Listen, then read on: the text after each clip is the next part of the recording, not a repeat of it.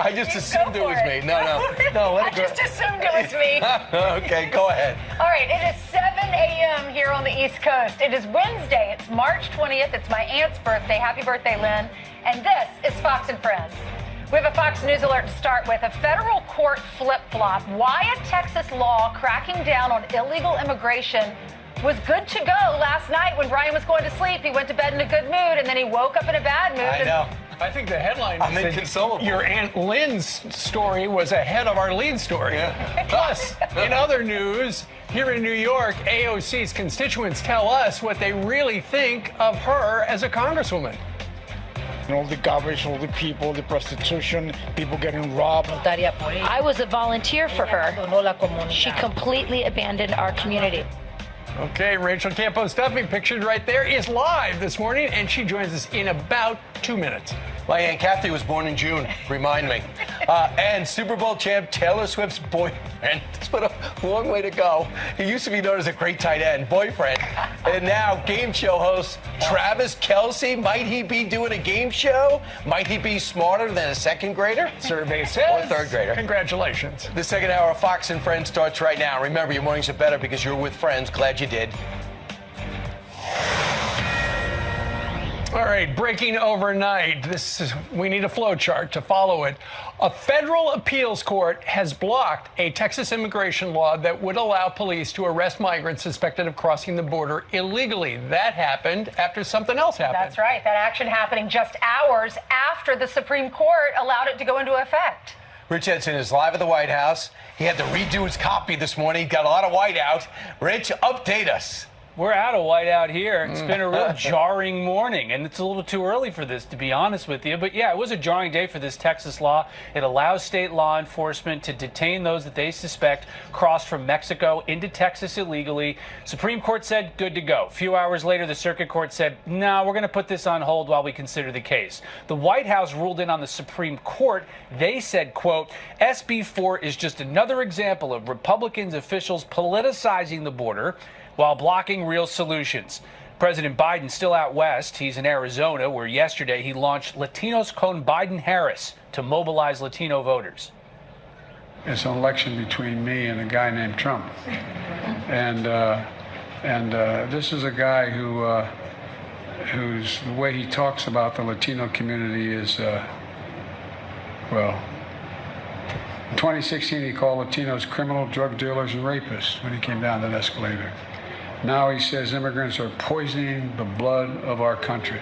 What the hell is he talking about? Polls have shown Republicans have made real inroads with Latino voters. Biden says he desperately needs the voters because states like this, Arizona, it's going to come down to a handful of states the entire election, so he needs Arizona. Biden's also been criticizing congressional Republicans for blocking the bipartisan immigration bill. The Trump campaign and Republicans have ripped this White House for reversing the Trump administration's border policies, as there's continued criticism of this administration's border enforcement. Texas, SB 4, Operation Lone Star, they're doing more to help protect that border than everybody except maybe the front line of DHS. And they wouldn't need SB 4 if the federal government was stepping up to its responsibilities to protect that border. While in Arizona today, Biden's going to talk economy, announced $20 billion in grants and loans for the Intel company to build manufacturing in semiconductors here in the United States. Steve Andley-O'Brien, back to you. It's about the chips. Hey, Rich, so he's in Arizona, and then he's going to Texas. The number one issue is the border. He's not going anywhere near the border. They're blowing it again. No border trip on this trip. But I think part of the reason is it's more of a negative than a positive. He wants to lean on legislation that never even got a vote in the Senate. Rich, thank you. Thank you, Rich. He just basically said, from what I could see, his message to Hispanic voters were, come on, you voted for me last time, do it again.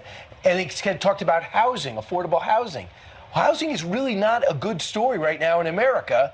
Well, whether it's the interest rates, whether it's the lack of inventory, I'm finding it hard to believe that he's going out again trying to yell people into thinking the economy's better it is, because his numbers say it is, but people aren't feeling it. Well, Biden, he flip-flops on this because he looked at, he's been for open borders. Right. And then he looked at how Americans reacted to that, especially as we got closer and closer to these primaries. Right.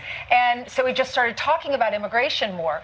But then overnight, it was his administration that filed this emergency application saying, okay, the Supreme Court said if Governor Abbott, if the Texas police, if they find an illegal immigrant, they can be arrested, right, and then a judge can decide if they're going to be deported back to Mexico. They said, we don't like this, so they appeal it. The 3-judge panel from New Orleans says that SB 4 should be blocked. It was a vote of 2-1. And one of the guys who said the vote needed to be blocked was appointed by Joe Biden, one of these judges. Well, Ainsley, you set it up perfectly. Here's the thing. Last night when we went to bed, and this is why we need a flow chart, it looked like a win for Governor Abbott and people who want a strong border, because the Supreme Court said essentially, you know what, we're going to let the Texas law be in effect until they exhaust their legal challenges. But then in the ruling, 2 of the conservative justices in the majority on the Supreme Court said, you know what, we might actually intervene. We ultimately want to decide what is going to go on after the 5th Circuit in New Orleans does something. And then the 5th Circuit read that, and a couple hours later they said, you know what, we're going to do something about it right now. We're going to have oral arguments this morning. And so once again, there is, even though Texas is doing everything they can to stop the flow of migrants, the federal government is doing everything they can to stop the state of Texas. We also know crime is an issue when people come across the borders. That's when the president speaks. He comes out and says, originally, Mexico is not sending us their best. They go, oh my goodness, he hates Hispanics. No, he doesn't like people that try to break into the border, and some of which are criminals. Then he says the illegal immigrants, the migrants, are poisoning the blood of the country. Not all. Everybody understands Trump. At this point, he's talking about people here like MS-13 or some of the, he said, people aren't human, like the man and his brothers that have murdered Laken Riley. That's what he's referring to.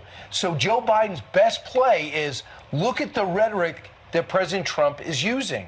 And the people say, I'm not taking it personal. He's not talking about me. They see the difference. And that's why in the latest poll from CNN New York Times, the president not only is close on the Hispanic vote, he is winning by 6 beyond the margin of error. There you go. President Trump is. Yeah. That's one of the reasons why Joe Biden went to a Mexican restaurant in Phoenix, Arizona to press the flesh and try to say, hey, I'm doing a good job. But aren't the best tacos at Trump Tower? Hasn't that been decided? That was taco salad. Oh, taco salad. Yeah. I stand corrected. Right. Let's bring in. Which might be closed down if Letitia James takes over. Unless she keeps the same menu. Well, I think that picture was on a Cinco de Mayo, which is coming up. Which is the best time to put it out. Let's bring up Kathy's birthday. Rachel Campos Duffy joins us right now. Rachel, good morning to you.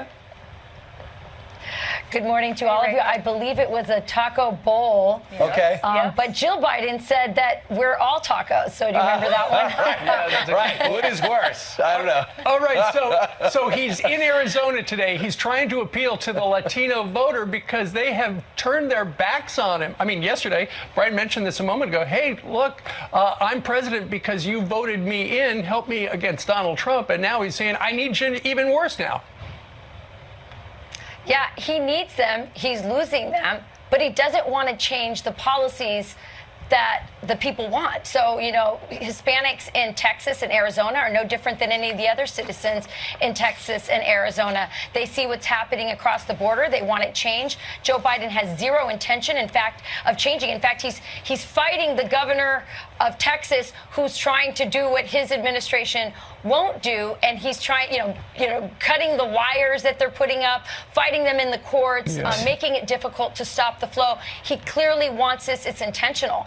And he's not just losing Hispanics, by the way, in Arizona and in Texas, who are feeling the firsthand effects of the border. As you know, the impact of the border is happening now. If you live in New Jersey, if you live in New York, if you live in Chicago, you're feeling it there. Those are border states now because so many of the migrants are being flown with our tax dollars.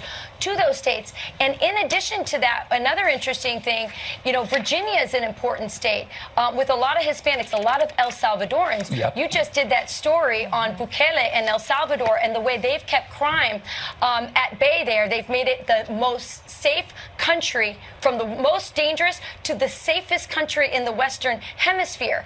If you don't think that the people in El Salvador are telling the diaspora community in Virginia, who is dealing with high crime in D.C. and Virginia area, what's happening in El Salvador, they know what it takes to lower crime. Yes. It means you need cops, you need consequences.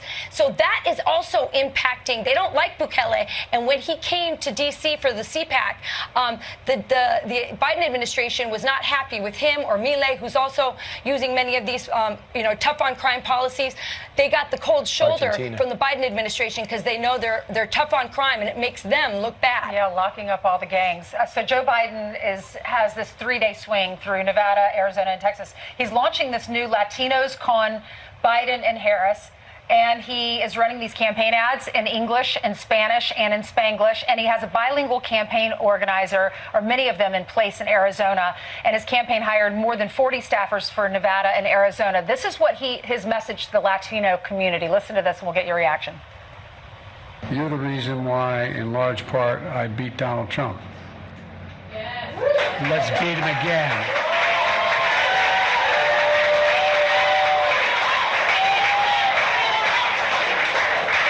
Well, I need you. I need you badly. I need the help.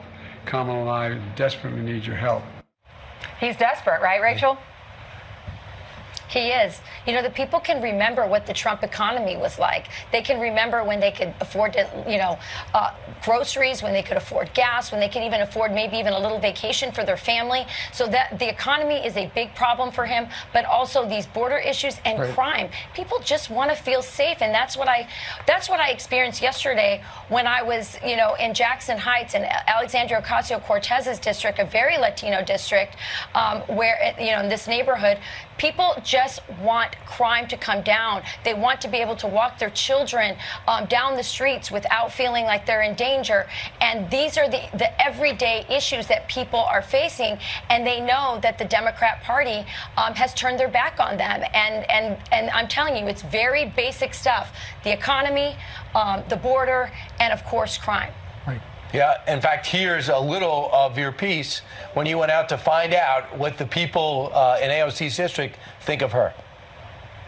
Ocasio. Alexandria Ella no ha Ocasio-Cortez. vuelto por aquí. She is never here. No hacía campaña voluntaria por ella. I was a volunteer for Ella her. abandonó la comunidad. She completely abandoned our I don't community. agree with her.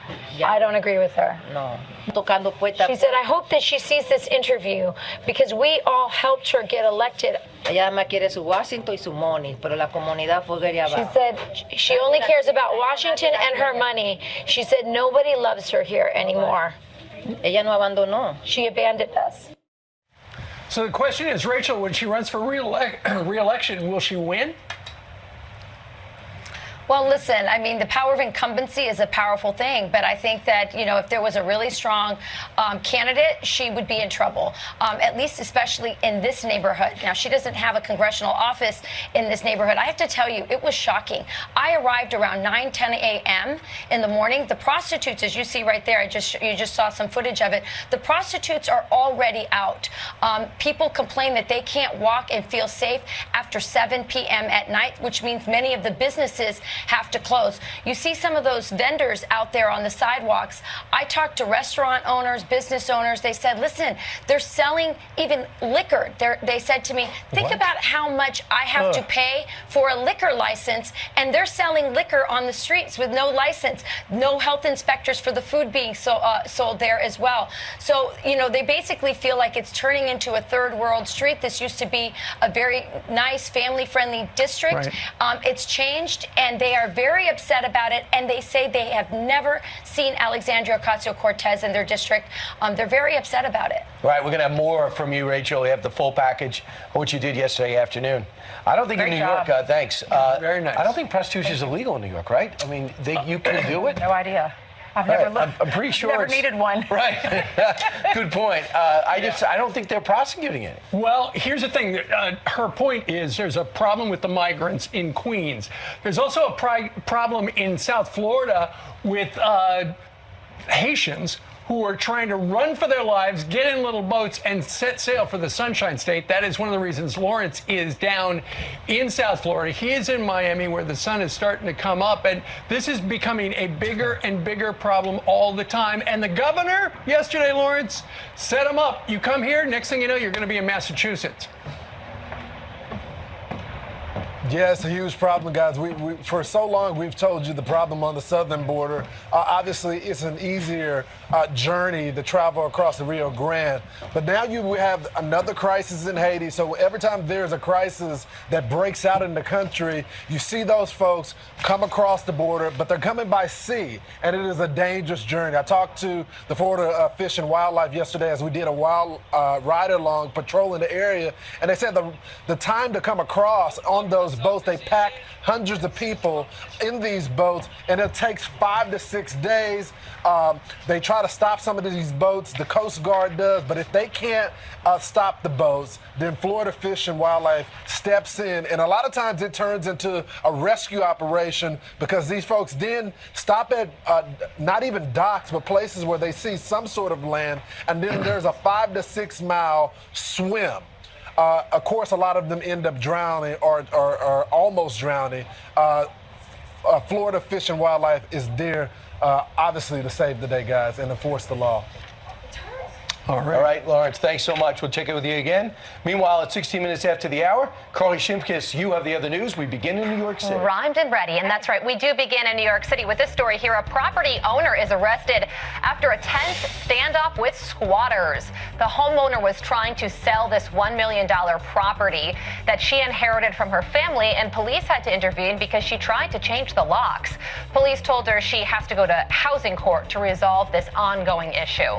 Happening today, Daniel Penny is expected back in court for the first time since his motion to dismiss a manslaughter charge against him was denied. The Marine veteran now faces up to 15 years in prison for placing Jordan Neely in a deadly chokehold last year. Penny pleaded not guilty and says he restrained Neely because he was threatening other passengers on a subway train. Despite witnesses describing Penny as a hero, Manhattan DA Alvin Bragg is pushing forward with this case. Happening today on Capitol Hill, several of Hunter Biden's former business associates, including Tony Bobolinsky, set to testify before the House Oversight Committee. It is the latest phase of the Biden impeachment inquiry. The president's son was invited to testify as well at Hunter's request, but his lawyer has rejected the invitation. The committee says the hearing will go on with or without the first son. Lawyers for former President Trump and 8 co-defendants have filed an emergency appeal to remove DA Fani Willis from the Georgia election case. The lawyer who initiated the effort to remove Willis joined us earlier in a Fox and Friends exclusive interview. I definitely think she could be disqualified. We've got this new commission in Georgia that's hopefully looking into this, and they could disqualify her. There's a lot of other avenues that the judge even outlined in his order. Lots of other people are looking at this. She's facing re-election. She's got 2 opponents right now. So there's a lot of other checks and balances that are in place. Plus, more information can come forward, and we are continuing to investigate. Trump's lead counsel writing, quote, the motion notes that the court found that Willis's actions created an appearance of impropriety and an odor of mendacity that lingers in this case, but it nonetheless refuses to dismiss the case or disqualify her. To a Fox Business alert, the Federal Reserve is meeting today, and a rate decision is due at 2 p.m. Eastern time. The board is widely expected to keep its key interest rate unchanged as it continues to fight persistent inflation. Chairman Jerome Powell has said he expects to cut interest rates 3 times this year. And is in talks to host an Amazon Prime reboot of the show, Are You Smarter Than a 5th Grader? But there are questions on how much of a time commitment Kelsey would have to make if the Super Bowl champ continues playing football. And those are your headlines. It sounds like he has a really good personality. And that podcast with his brother is huge. That's right. The thing about a game show, though, is you can, the way historically, you record it all at once. Yeah, you do a week's worth in one day. Yeah. So he might have the time. didn't think so. But he wants to be an action star. Now, you don't be an action star and a game show host, right? Unless one of the kids out of control or someone, maybe, or he tries to run away. Maybe he can maybe do it all. lead to that eventually. I think you just take what you can get, Brian. Carly, thank you very much. By the way, Brian, I Googled it.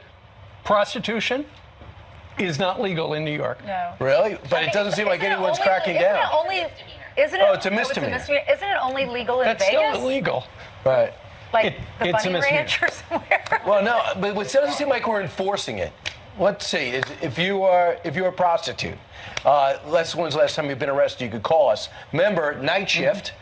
In night shift, they unionized the prostitutes, and they got dental, and they got full health. See, that was more about a mortuary. It's at FoxNews.com. Right. Yeah. Let us. Do we have a large demo of those people? You never know. They could have a Nielsen box. All right. It probably worked last night. They're asleep. Right. Good point. All right, 20 minutes ahead of the top of the hour. Top generals detail the chaos in Afghanistan, slamming the administration for not following their advice. The fundamental mistake was the timing of the State Department. And that was too little, too late. It was my judgment that it was far too little, far too late. And we start with this. The Israeli defense have killed over 90 Hamas terrorists and have arrested another 160 in a new raid at Gaza's largest existing hospital. And as the IDF offensive grinds on, Canada is going to stop all arms sales to Israel. That's the word from the Prime Minister after Canadian Parliament passed a non-binding resolution in Canada. Meanwhile, a Chinese envoy, that man has met with Hamas leadership this week. China has aligned itself with the terror group since the war broke out. And Israeli Prime Minister Benjamin Netanyahu will address Senate Republicans via video conference today. This comes as the Republican Party slammed Senate Majority Leader Chuck Schumer for his call last week for elections in Israel. And those are some of the headlines, Ainsley. Okay, thank you so much, Steve. Now, up on Capitol Hill, top generals who oversaw the U.S. withdrawal from Afghanistan are now slamming administrative officials for not following their advice, creating a chaotic exit. I was concerned about the different pace of Department of Defense planning as compared to Department of State planning. There's zero doubt in my mind there were mistakes made. The fundamental mistake, fundamental flaw, was the timing of the State Department. And that was too little, too late. It was my judgment that it was far too little, far too late. Our next guest is a Gold Star father of that young man right there, Lance Corporal Jared Schmitz, one of the 13 fallen service members. Mark Schmitz, the father, joins us now. Mark, I cannot imagine how you feel when you're watching those hearings and you have generals that warned the Biden administration not to do this. What's your reaction? You know, it blows my mind that the attention has been so much on these generals and not on Blinken, for example. I think he's the biggest culprit out of all of this. And now that these generals are retired, I think they can freely speak a little bit more about what's going on, but I still think they're being hushed. So much of this that's classified. I don't understand why that would need to be. This is an event from the past. They have finished the latest investigation. We'll be flying down to CENTCOM in early April to get an update on that report. But I fully suspect that most of it's still going to be redacted, which leaves us with so many empty questions. Yeah, General Milley says he wasn't in favor of the Afghanistan withdrawal. He wanted to do it in a smaller form or fashion. General McKenzie, he blamed the Biden administration, the State Department, for their policy decisions and for creating a dangerous environment. 13 service members died. I mean, there are consequences to elections, as we can see. What is your message to Joe Biden, to Blinken, to the administration when they make decisions that affect all of these faces we're seeing on the screen and your life for the rest of your life? First and foremost, I personally request the resignation of Blinken. I think he needs to go. You look at this administration and the policies that they've been making since Biden took office, and I'm not trying to go political with this, but we're watching embassies being evacuated left and right It just shows a complete weakness on behalf of this administration, and something has to change. Mark, I want you to hear this soundbite. This is a retired Navy SEAL. This is Mike Sorelli. He was on Fox Nation. Listen to this, talking about the 13 lives that were lost. War against Islamic extremism is a generational fight, and we're seeing that right now. And our politicians, our leaders should have stepped up and just been honest that, hey, we may never leave Afghanistan, and set the expectations for the American people. But the fact that this panel saw 13 young Americans, some of who were born after 9/11, lose their lives in a region that we deployed to multiple times, it feels a little bit like failure on our part. You know, there was another Gold Star father that was very frustrated at the State of the Union address. As you saw, he was arrested for standing up after Laken Riley, President called her Lincoln, when he mentioned her. Then you had this Gold Star dad, Steve Nakui, who stood up and started yelling out the Abbey Gates so that the president would remember his son, too. He was arrested. We couldn't believe he was arrested, but thankfully this D.C. AG has dropped the charges. That happened late yesterday. What's your reaction to that? Steve's a hero. I mean, there were 7 of us in the audience that night, myself included. We had all talked about standing up and doing what he did, and we, out of respect, out of those who had invited us to come and be in attendance. Most of us elected, obviously, not to speak out. But for what Steve did, I think it's fantastic. I mean, this was a dream of his to have his son's name uttered in those walls, and he did that. I mean, unfortunately, he had to do it himself, because here we are 2.5 years later, and Biden is still yet to mention our kids' names, I'm sorry. But yes, the fact that they dropped the charges, that's great, but they should have never been brought in the first place. I agree with you. Tell us really quickly a little bit about Jared, what you miss most. He looks just like you, that picture of the two of you. Y'all are just spitting images of each other. Jared was such a great human being. I mean, I don't recall him ever having an enemy. He loved everybody. His sisters and the rest of our family miss him terribly.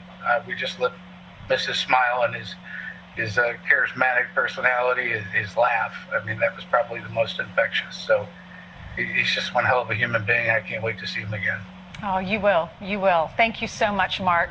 He's a hero. God bless you. With a Monday deadline fast approaching towards the western Great Lakes there. So Chicago, your average Midwest last snow is the end of March, and Minneapolis in April. So we're getting close to it. We're going to see some pretty big snow totals as we go through the weekend. And then an East Coast storm this weekend. Cold enough for snow in some of these areas across the interior Northeast. This area of low pressure will develop. And of course, we will keep tracking that throughout the work week. FoxWeather.com for all of your latest details. Dawn will not have to shovel, Brian Kilmeade. It's true. That's the good news. I put the shovels away. We had them ready. Oh, we'll put the shovels that away might this weekend. jinx us. I know. No. We'll see. Don't say that. All right, bye. Thank you very much. 21 minutes before the top of the hour, happening today on Capitol Hill, a group of Hunter Biden's former business associates, including Tony Bobulinski, set to testify before the House Oversight Committee. Todd Pyro is here with more. Todd. Hey, Brian, good morning. This is the latest phase of the Biden impeachment inquiry. The president's son was asked to testify as well at Hunter's own request. Remember, I need to testify in public. But his lawyer now saying, quote, your blatant plan for media event is not a proper proceeding, but an obvious attempt to throw a Hail Mary pass after the game has ended.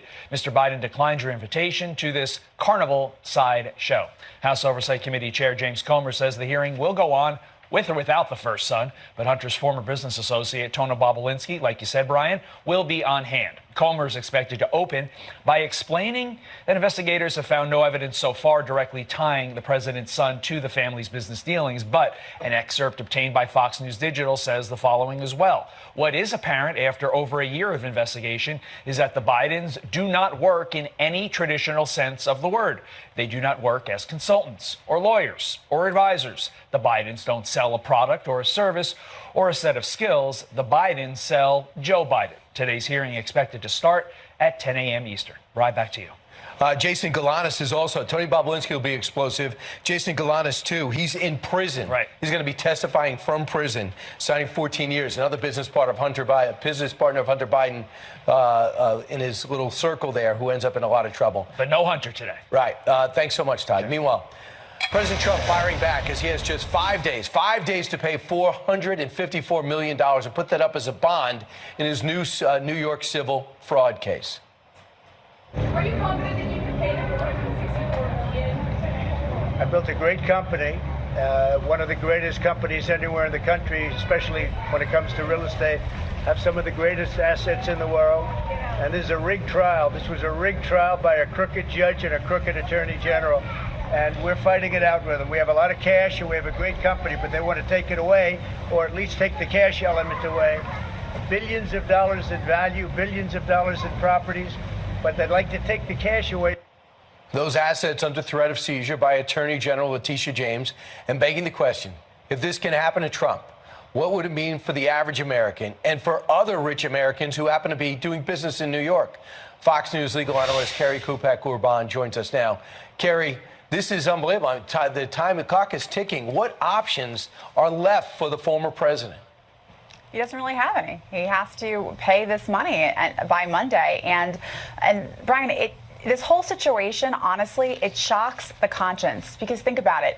If New York can abuse the law in this way against Donald Trump and use the law against him in a way the law has never, ever been used against someone in the history of New York, and they can abuse it against the former leader of the free world, a still very powerful and wealthy man who has unlimited resources at his disposal, what hope does the average person have? And, I was talking to someone over the weekend, a woman who owns an elder care agency. She's not in Washington. She's not in politics.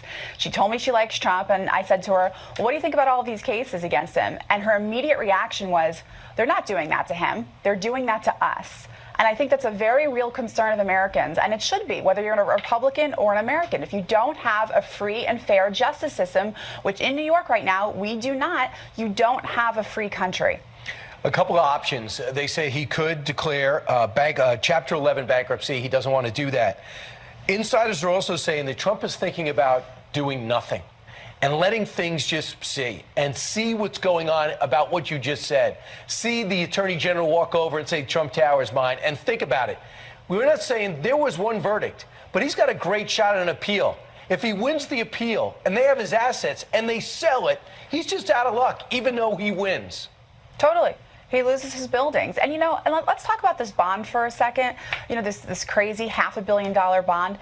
It's not like Donald Trump is a flight risk, right? He's not going anywhere. He's not going to, flee the country and take his money with him. There are no victims to repay. The banks were paid back. So it would be perfectly reasonable, and by the way, consistent with how courts operate, to work out something with him where they can reduce this bond or honestly waive it altogether. And the fact that New York is so unwilling to do that, it displays a blatant partisanship that is frankly very disturbing to me as a lawyer, to someone who worked at the Department of Justice, to see these judges and lawyers abuse the law in the way that they are against the former president. And we'll see if he does nothing and she looks like a bully. Chapter 11 would give him some protection, or this judge will step up and say, listen, it's excessive. We'll knock it down to $100 million. He could do the bond at $100 million, but no bank will do it. And guess what? They're afraid of retribution of being the bank that helped out Donald Trump and being in New York. I thought that was really significant. Mm-hmm. So that's one thing. Politically, I think the president benefits from this. I look at his enemies. No one's comfortable with this. I look at Kevin O'Leary. Kevin O'Leary says, no, the word is out. You don't do business in New York. It's just not worth it. Let's say you have some views that are conservative, and that gets word to this mayor or the attorney general or the governor. Then you're in trouble. And it's just not worth it where you can do business in 49 other states or maybe another country. How about this? A judge, an Obama judge, has ruled that illegal immigrants have Second Amendment rights, so they can go get a gun. Tell me about the different wrinkles to this judgment. And Brian, you can't make this stuff up. Okay, so there's a federal law in the books that says that people who are non-citizens can't possess firearms. Very straightforward, makes sense, right? Common sense. We all understand this. Well, this judge in Illinois took a look at this law, and she declared it unconstitutional as applied to a particular illegal immigrant, because here's why. She said, well, the law itself is fine. It's constitutional. But, given some recent court rulings that, by the way, have nothing to do with illegal immigration, just have to do with firearms. But looking at those, I think we need to take a look back at American history and make sure that as applied to this gentleman, it's okay. So you know what she did? She went back and looked at the American Revolution. And apparently, then, some British loyalists were assessed, and they were determined to be non-threatening, and they were not dangerous, so they were allowed to have firearms to defend themselves at that point. So she said, because of that, this individual, he's not a criminal, he has a job, so you know what? He can have a gun, and it's fine. Nuts. Marco Rubio talked about this last night.